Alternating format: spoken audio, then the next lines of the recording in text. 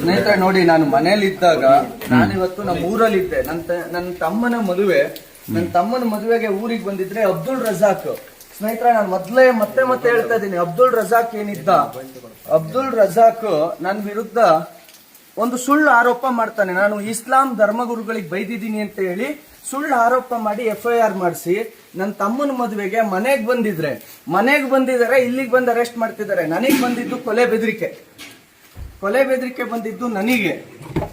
ಆದ್ರೆ ಅರೆಸ್ಟ್ ಮಾಡ್ತಾ ಇರೋದು ನನ್ನನ್ನ. ಕಂಪ್ಲೇಂಟ್ ಕೊಟ್ಟಿದ್ದು ನನಗೆ ಕೊಲೆ ಬೆದರಿಕೆ ಇದೆ ಅಂತ. ಆದ್ರೆ ನಾನು ಯಾರ ಮೇಲೆ ಕಂಪ್ಲೇಂಟ್ ಕೊಟ್ಟನೋ ಅವ್ರನ್ನ ಅರೆಸ್ಟ್ ಮಾಡೋದು ಬಿಟ್ಬಿಟ್ಟು ನಾನು ಇಸ್ಲಾಂ ಧರ್ಮಗುರುಗಳಿಗೆ ಬೈದಿದ್ದೀನಿ ಅಂತ ಅಬ್ದುಲ್ ರಜಾಕ್ ಒಬ್ಬ ಸೋಷಿಯಲ್ ವರ್ಕರ್ ಇದಕ್ಕೆ ಸಂಬಂಧಪಡದೇ ಇರೋ ಥರ್ಡ್ ಪಾರ್ಟಿ FIR ಮಾಡ್ತಾರೆ. ಆ FIR ಮಾಡಿದ ತಕ್ಷಣ ನನ್ನ ಮೇಲೆ FIR ಮಾಡ್ಕೊಂಡು ಅರೆಸ್ಟ್ ಮಾಡ್ತಿದ್ದಾರೆ. ನನಗೆ ಗೊತ್ತಿಲ್ಲ. ನಾನು ನೋಡೋಣ ಮುಂದಕ್ಕೆ ಏನಾಗುತ್ತೆ ಅಂತ. ಸ್ನೇಹಿತರೆ, ನಿಮ್ಮೆಲ್ಲರ ಪ್ರೀತಿ ವಿಶ್ವಾಸ ಸದಾಕಾಲ ಹೀಗೆ ಇರಲಿ.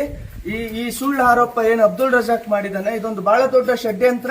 ಕಾಂಗ್ರೆಸ್ ಸರ್ಕಾರಕ್ಕೆ ನಾನು ಬಹಳ ದೊಡ್ಡ ಈ ವಿಚಾರದಲ್ಲಿ ನಾನು ಮತ್ತೆ ಹೇಳ್ತಾ ಇದ್ದೀನಿ, ಸರ್ಕಾರಕ್ಕೆ ಈ ರೀತಿಯಾಗಿ ಅಧಿಕಾರವನ್ನ ದುರ್ಬಳಕೆ ಮಾಡಿಕೊಂಡು ಸುಳ್ಳು ಆರೋಪ ಮಾಡಿ ಒಬ್ಬ ಹಿಂದೂ ಹೋರಾಟಗಾರನನ್ನ ಅರೆಸ್ಟ್ ಮಾಡೋದಿದೆಯಲ್ಲ, ಇದನ್ನ ನಾನು ನೋಡ್ಕೊಳ್ತೀನಿ. ಬನ್ನಿ, ಹುಷಾರು, ಏನ್ ತೊಂದ್ರೆ ಇಲ್ಲ. ಬಾಪ ಕಳ್ತಿಯಮ್ಮ,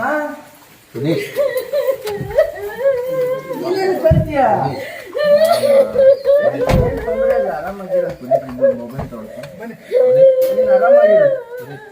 ಸರ್, ಊರಲ್ಲಿ ಇದೆ, ಬೆಂಗಳೂರಿಂದ ಬಂದೆ ನಾನು.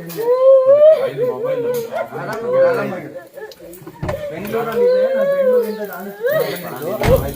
ತಗೊಂತೀವಿ, ಏನ್ ತೊಂದ್ರೆ ಇಲ್ಲ. ಮೊಬೈಲ್ ತಗೋ, ಒಂದು ಮೊಬೈಲ್ ಮೊಬೈಲ್ ಇಲ್ಲ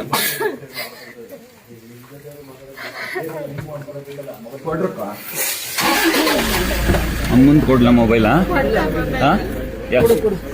ಒಂದು ನಿಮಿಷ ಇಲ್ಲಿ ಆಯ್ತು. ನಂಬರ್ ಅಮ್ಮನ ಮೊಬೈಲ್ ತಗೋಬ ಇಲ್ಲಿ. ಬನ್ನಿ ಕೊಡ್ ಹೋಗ ಅಮ್ಮ. ಯಾಕೆ ಮೊಬೈಲ್ ನೀವೇ ತಗೋರ್ತೀರಾ ಹೇಳಿದ್ರೆ ಎಲ್ಲಿದೆ ಅಂತ? ಇರಿ ಒಂದು ನಿಮಿಷ. ಯಾಕೆ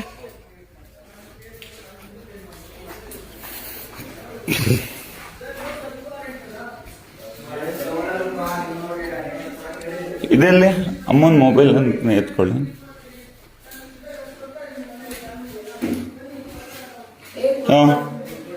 ರೆಡ್ಮಿ ಅಮ್ಮನಿಲ್ಲ. ಇಲ್ಲ ಅವನೇನು ಕೊಡಲ್ಲ, ಅಮ್ಮನ್ ಕೊಡ್ತೀನಿ ಬನ್ನಿ.